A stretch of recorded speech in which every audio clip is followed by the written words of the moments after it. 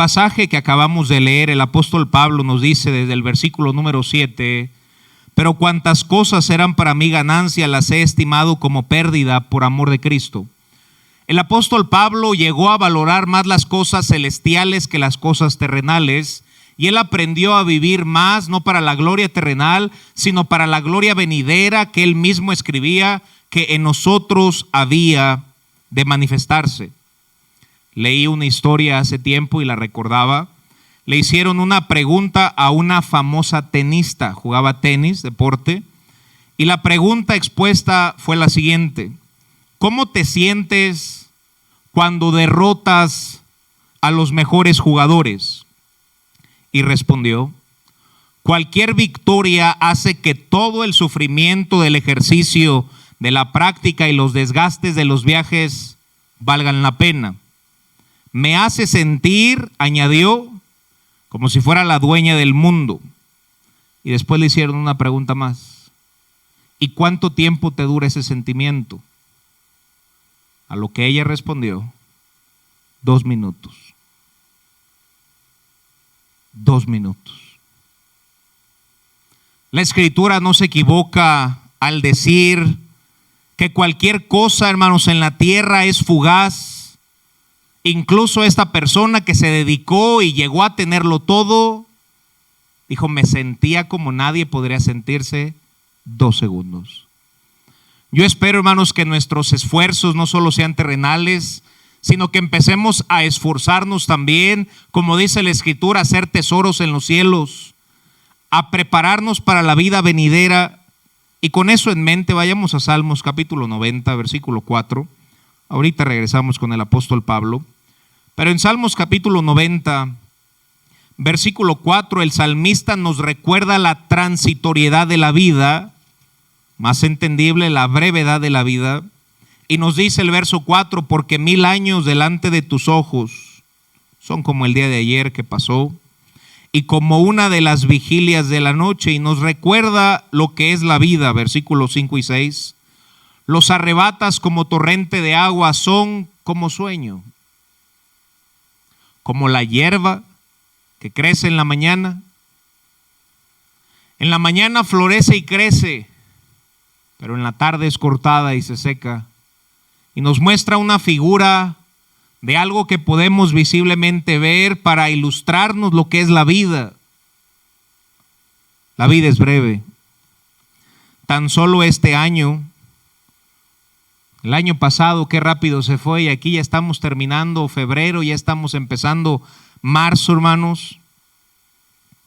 Versículo 9, el salmista nos dice: porque todos nuestros días declinan a causa de tu ira, acabamos nuestros años, ¿de qué manera? Como un pensamiento. Nuestros años son solamente como un pensamiento. Versículo 10 nos dice: el patrón de la vida del hombre, los días de nuestra edad son 70 años. Y si en los robustos 80, si es que honraste a tus padres, por ahí hay una promesa que Dios te va a añadir unos cuantos años. Pero la promesa son 70 o 80, lo había dicho en una vez.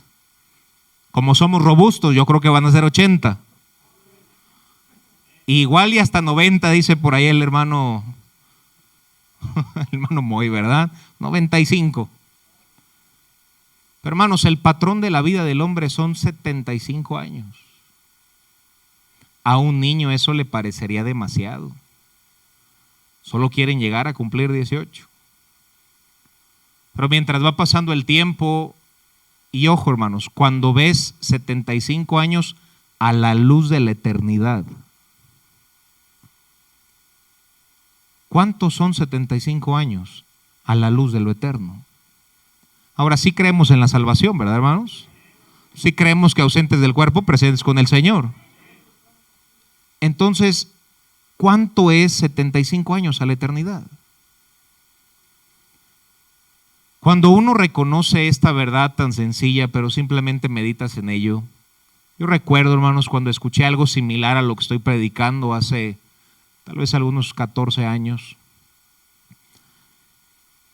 Y pensé: Dios perdonó mi pasado porque Él ha perdonado todos nuestros pecados. El Señor nos ha prometido un futuro para estar con Él en el cielo por la eternidad. ¿No sería sensato entregarle estos 75? Y es que el error que tenemos, hermanos, es que pensamos, no, es que si le digo que sí a Dios, imagínate cómo solo voy a vivir para Él. ¿Por qué tenemos una mente tan mundana, hermanos? No hay nada mejor que servir al Señor, hermanos. Y todos somos cristianos de tiempo completo. Simplemente tu tiempo libre trabajas, hermano, pero tú eres un siervo de Dios. Y debemos vivir con esto en mente, porque si no, la vida cristiana no tiene tanto sentido, hermano. Gente nos dice, no bailas, no tomas, entre comillas, no bailamos y no tomamos, hermano. ¿Por qué lo hace? No solo por esta vida, también por la venidera, hermanos. Reconocemos lo que la Biblia enseña. Y si creemos en lo que acabo de decir, lo más sensato en nuestra vida sería vivir para la gloria de Dios. Por eso el salmista sabiamente dice en el verso 12, enséñanos. Enséñanos, porque por naturaleza somos orgullosos, somos obstinados y nos queremos mucho, hermano. Y queremos vivir para nosotros mismos y para placeres terrenales.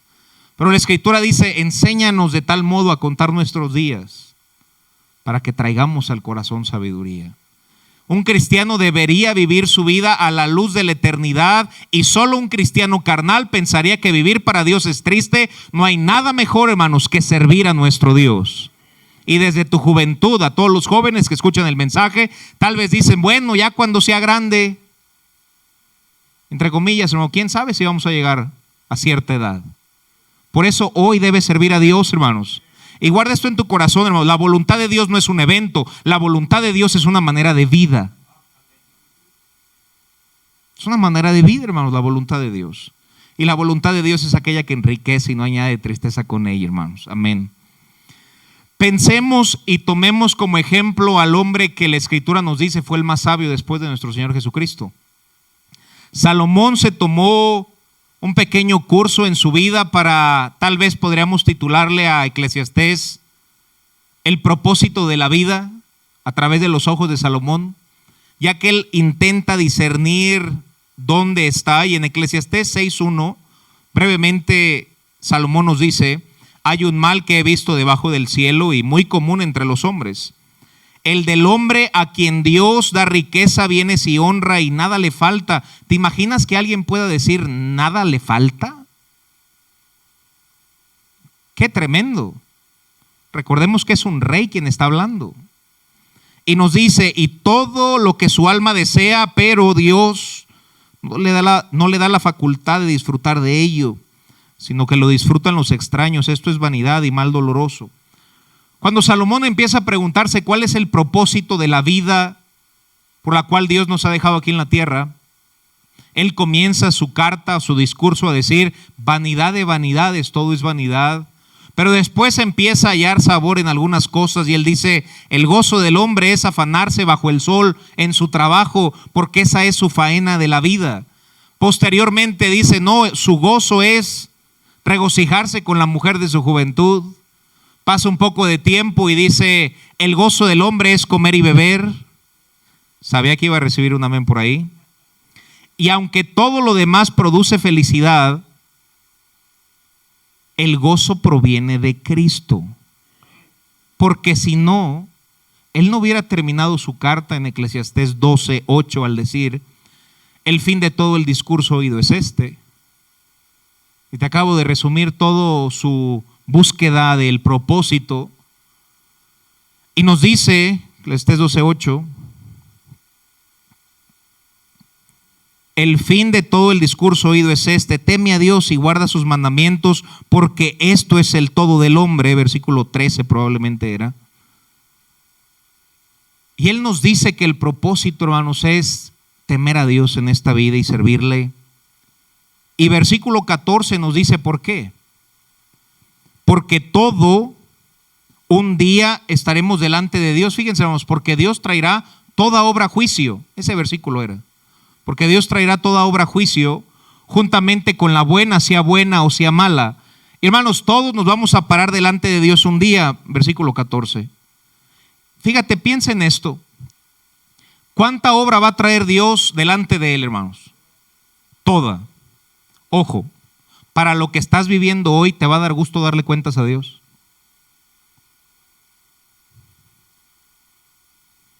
Vamos a dar cuentas por toda nuestra vida y todo lo que hicimos.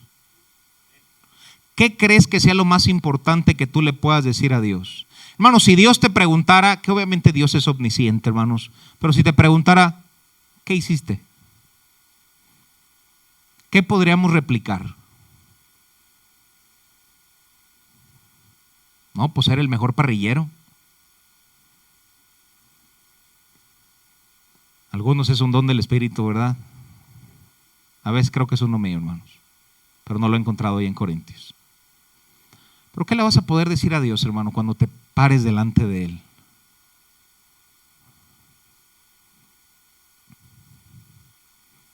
¿Qué será lo más importante el día que nos paremos delante de Dios? Porque es un evento bíblico, hermanos. En lo que pensaste ahorita, ¿le das importancia a eso hoy? ¿Le podremos decir a Dios, a pesar de todas mis fallas, yo traté de hacer tu voluntad en la tierra, Señor? Porque si esa es nuestra respuesta, gloria a Dios, hermanos. Y si no lo es, no te desmotives, hermano, pero modifica tu vida para que vivamos de esa manera, sabiendo que nos vamos a parar delante de Dios, que podamos decirle con gozo: he acabado la carrera, he peleado la fe y he guardado la fe. El profeta Isaías nos dice ahí en Isaías 46 cómo compara nuevamente la brevedad de la vida, no solo el salmista, sino que ahora el profeta Isaías nos dice en Isaías 46: voz que decía, da voces, y yo respondí, ¿qué tengo que decir a voces? Que toda carne, ¿qué es, hermano? Hierba. Toda vida humana es como la hierba. Más adelante nos dice que es como neblina, pero en este pasaje dice es como la hierba. Y toda su gloria, toda la gloria de un hombre, toda la gloria que un hombre pueda alcanzar terrenalmente, toda su gloria es como la flor del campo. Versículo 7, la hierba se seca y la flor se marchita. La gloria que pudieras tener o conseguir de este lado del cielo se secará un día y se va a marchitar. ¿Por qué vivir solo para lo terrenal? Porque el viento de Jehová sopló. Versículo 8, pero con eso en mente dice: sécase la hierba, marchítese la flor, mas la palabra del Dios nuestro permanece para siempre. Cuando pasamos tiempo estudiando este libro, escucharlo predicar detrás de un púlpito o leído ahí en tu cocina mientras te tomas un buen café, estamos invirtiendo en lo eterno. Una vez predicaba un pastor y el título de su mensaje es: ¿qué te hace pensar que te va a gustar el cielo? Todos lo voltearon a ver como: ¿qué herejía estás a punto de decir? Pero tiene mucho sentido lo que predicó. Si los himnos no te gustan, si la predicación no te gusta, si convivir con creyentes no te gusta, ¿qué te hace pensar que te va a gustar el cielo? ¿Sabes qué es la iglesia, hermanos? Un pequeño pedacito, una antesala muy pequeña y muy lejana, pero nos pinta una pequeña figura de lo que será el cielo, hermanos. Alabando a Dios en nuestro corazón, y si lo vamos a hacer por la eternidad, que nos empiece a gustar desde esta vida, hermanos.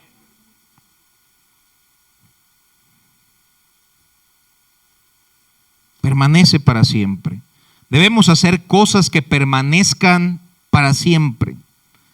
Conocer a Dios, crecer en el conocimiento de Dios. Y yo quisiera que nos hagamos una pregunta: ¿en qué pasamos la mayor parte de nuestro tiempo? ¿Y en qué es en lo que más nos desgastamos o a qué le brindamos nuestro esfuerzo? ¿A lo temporal o a lo eterno? Yo sé que es difícil a veces vivir para lo eterno porque no lo podemos ver. Y nos gusta esforzarnos en algo y verlo. Pero este libro nos enseña, hermanos, a vivir también para las cosas que no se ven, porque un día las veremos, hermano. y no solamente serán 70 u 80 años, sino serán por toda la eternidad. Primera de Juan capítulo 2 versículo 17, fíjense lo que dice Juan. Y todos tenían la misma mentalidad. Si vemos Salomón, Isaías, Juan nos dice: y el mundo pasa y sus deseos, pero el que hace la voluntad de Dios permanece para siempre. Y entre comillas quisiera decir, el que hace. Muchos cristianos creen en la voluntad de Dios, muchos cristianos piensan que es buena la voluntad de Dios, pero muy pocos cristianos hacen la voluntad de Dios. El texto es muy claro: el que hace la voluntad de Dios permanecerá para siempre. Salomón confirmaría y después de ese versículo diría amén. Mientras traté de desviarme, yo vi que el gozo era temer y servir a Dios. Isaías confirmaría: la gloria que podría conseguir es tan vana como una flor, porque un día se marchitaría, pero lo que es verdaderamente eterno es hacer algo para Dios, hermano.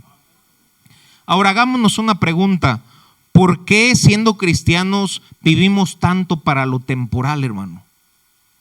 No te estoy diciendo que le des la espalda a tu trabajo, hermanos, entendamos el mensaje. Pero ¿por qué si vivimos más para lo terrenal y tampoco a casi nada para lo eterno? Spurgeon decía que a veces el creyente es ateo en la práctica. Porque si creemos esto, entonces debemos hacer algo a la luz de la eternidad. ¿Por qué pensamos tan poco en lo eterno? Y después hagámonos una pregunta: ¿qué es lo que verdaderamente nos llena? Porque a veces incluso nos llena más algo terrenal que algo eterno. Miren cómo Pablo veía las cosas, hermanos. 2 Corintios 4:16, incluso las dificultades que él tenía. Él nos dice: por tanto no desmayamos. Antes, aunque nuestro hombre exterior se va desgastando, el interior no obstante se renueva de día en día, verso 17, porque esta leve tribulación momentánea produce en nosotros, fíjense cómo veía incluso las pruebas que él tenía en su ministerio, un cada vez más excelente y eterno peso de gloria. Incluso las dificultades que veía en su vida, él decía: Dios va a usar este problema que yo estoy enfrentando en este día y va a crear en mí un más grande y eterno peso de gloria. Si pensáramos de esta manera, ¿no veríamos los problemas de una manera distinta? No lo veríamos como un juicio de Dios, sino como una oportunidad de tener un eterno peso de gloria. Y por eso, fíjense lo que dice el siguiente verso, con eso en mente: no mirando nosotros, ¿qué cosas, hermano? No mirando nosotros las cosas que se ven. Entonces Pablo, ¿qué exhortaba a la iglesia de Corinto? Que debían vivir para las cosas que no se ven. Porque las cosas que se ven, ¿qué son, hermanos? 80 años. Pero las que no se ven no son 80, ni 100, ni 500, ni 1000, ni 2000 años. Y aunque nuestra mente finita no logre comprenderlo, porque por más que trate, jamás podremos comprenderlo en su totalidad. Pero por fe lo creemos en la eternidad. Y si creemos en la eternidad y en la promesa de la vida eterna, debemos vivir nuestra vida a la luz no de 80 años, sino a la luz de la eternidad, hermanos. Vaya que Job tuvo pruebas muy grandes, pero él tuvo un grande y eterno peso de gloria. Y también nosotros de este lado del cielo batallaremos en una y otras áreas, pero recibiremos un más grande y eterno peso de gloria si nuestra mira está en lo eterno. Porque si nuestra mira está en lo terrenal, nos vamos a desmotivar vez tras vez, hermano. Y este mundo tendrá en poco a nada lo que tú hagas para Dios, incluso se mofarán. Deja que se rían. Sabemos cómo se termina esta vida en la eternidad, hermanos. Gozando con el Señor. Yo sé que en esta vida tiene que haber sacrificios, pero ¿por qué no nos sacrificamos también por las cosas eternas? Aquel atleta que entrevistamos le dedica toda una vida, un cambio de alimento, un cambio de todo, sacrificios familiares, por 2 minutos de gloria y sentirse como nadie en este mundo. 2 minutos de gloria. La meta del apóstol Pablo era más grande y más duradera que 2 minutos. Segunda de Corintios 4:17, aquí estamos. Y fíjense cómo lo veía, hermanos, con la vista en lo eterno. Perdón, Primera de Corintios 9:24.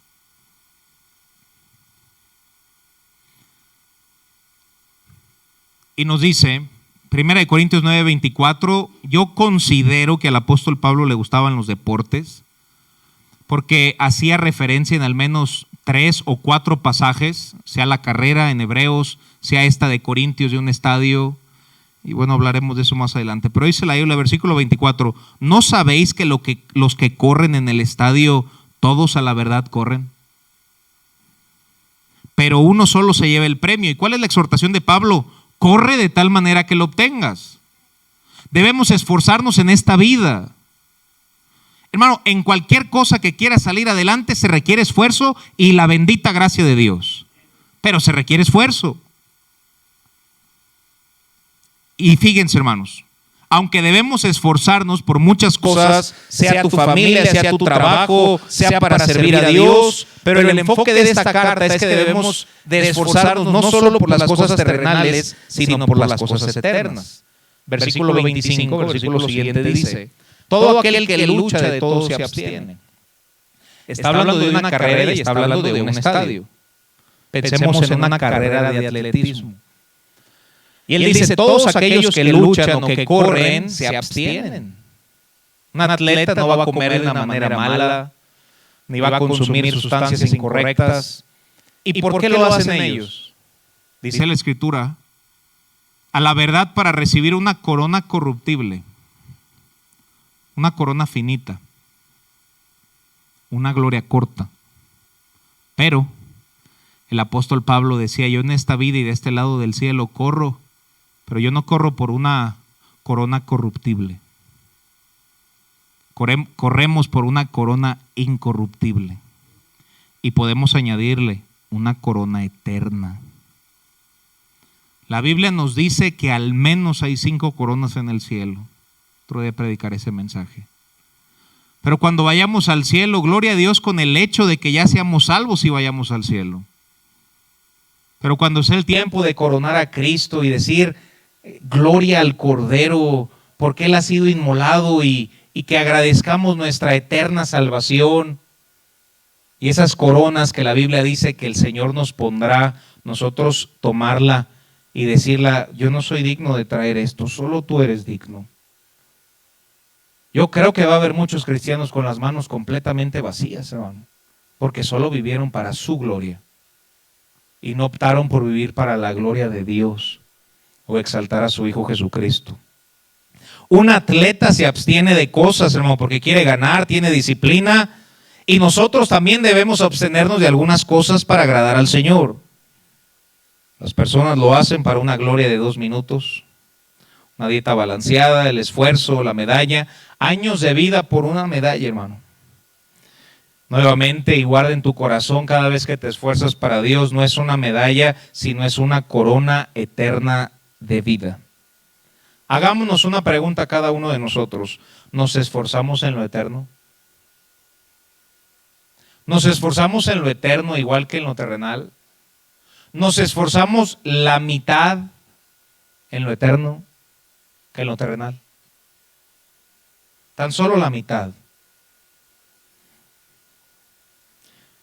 ¿Te esfuerzas en conocer más a Dios? Creo que a veces nos escudamos bajo la palabra gracia y gloria a Dios que todo es por gracia, hermanos. Pero incluso hay un pasaje que dice, esfuérzate en la gracia de Dios. Pero ¿te esfuerzas en conocer más a Dios? ¿Te esfuerzas en querer agradar a Dios de la mejor manera que nuestra mente nos permita comprenderlo? ¿Te esfuerzas más en servir a Dios? ¿Te esfuerzas en lo eterno? Versículo 26, Pablo decía, así que, pensando en lo anterior, yo de esta manera corro, no como la aventura, de esta manera peleo, no como quien golpea al aire, verso 27, sino que golpeo mi cuerpo y lo pongo en servidumbre. No sea que habiendo sido heraldo para otros, yo mismo venga a ser eliminado. El apóstol Pablo ponía su cuerpo en servidumbre porque él vivía no solo para esta vida, sino para la venidera. Nuevamente la pregunta, ¿en dónde están nuestros esfuerzos? Regresamos a nuestro pasaje donde comenzamos, Filipenses 3:13.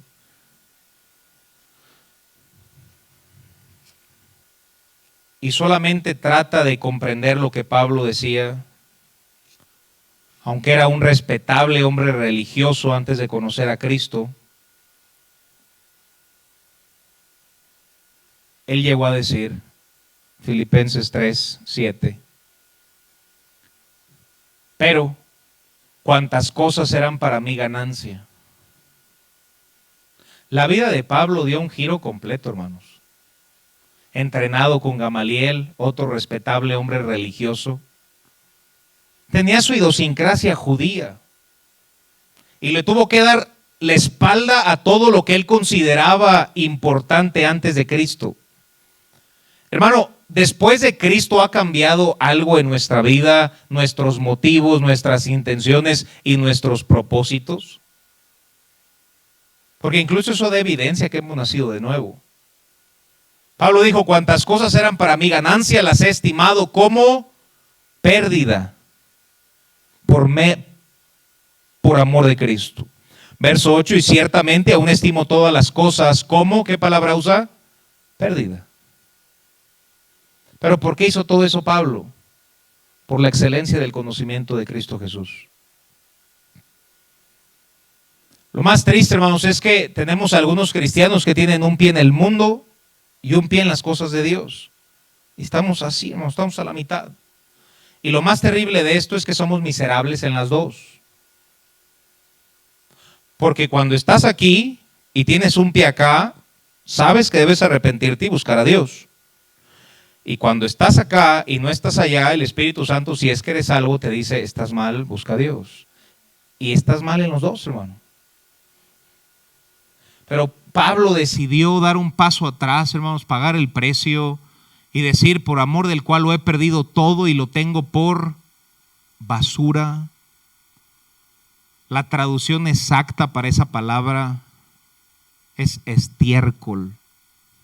La versión antigua, la versión 1909, usaba la palabra estiércol. Se tradujo una palabra más ligera, palabra basura. Pero es una palabra más grande, hermano. Aquellas cosas que antes atesorábamos más, y no todo es malo, pero aquellas cosas que son malas, Pablo decía, todo eso lo tengo por estiércol. ¿Por qué, Pablo? Para ganar a Cristo. No podemos tener el mundo y a Cristo. El día que amemos al mundo o amas adúlteras, ¿no sabéis que la amistad del mundo es enemistad contra Dios? Cualquiera pues que se constituye amigo del mundo, en ese momento levantas la bandera y te constituyes enemigo de Dios. Santiago 4:4. Y continuamos con nuestra lectura y nos dice, todo lo tengo por basura para ganar a Cristo, verso 9, y ser hallado en Él. Y qué bendición ser hallados por Dios, hermano. No teniendo mi propia justicia, que es por la ley. Él ya reconocía que su justicia no venía por la ley, que era en lo que él había sido instituido en el judaísmo, sino que ahora su justicia provenía de la fe en Cristo, la justicia que es de Dios por la fe. Y verso 10, uno de mis textos favoritos, a fin de conocerle. ¿Cuál era la meta del apóstol Pablo? Conocer más a Dios. Hermanos, la gran pregunta es, ¿que Pablo no conocía a Dios? Claro que sí, pero quería conocerlo más. Este debe ser el anhelo de cual cristiano saludable. Conocerlo más. El poder de su resurrección, la participación de sus padecimientos, llegando a ser semejante a Él en su muerte. Y después nos continúa diciendo, versículo 12, no que lo haya alcanzado ya, ni que ya sea perfecto. No hablaba como alguien que lo había alcanzado, pero alguien como que intentaba alcanzarlo. Ni que ya sea perfecto, sino que prosigo para ver si logro tomar, alcanzar, asir, aquello para lo cual también fui tomado por Cristo Jesús. Hermanos, yo mismo no pretendo haberlo ya alcanzado, pero una cosa hago, olvidando ciertamente lo que queda atrás y extendiéndome a lo que está delante, prosigo a la meta. Gloria a Dios por el testimonio del apóstol Pablo. No hay duda alguna que el apóstol Pablo vivió su vida en la luz de la eternidad. ¿Cómo vivimos nuestra vida, hermanos? Solo pensando en estos 75 años y nuestra mente se acaba pensando en la tumba, o simplemente un sueño por ahí atrás de, pues sí, ahí dice que voy a ir al cielo, o verdaderamente tú reconoces, yo voy a estar en la eternidad con Dios y yo quiero que esta vida valga, no solo para esta vida, sino para la venidera. ¿Dónde están tus esfuerzos? Y después hace una pregunta, ¿tus esfuerzos están donde Dios quiere que estén? No donde la iglesia o el pastor quieren que estén, donde Dios quiere que estén.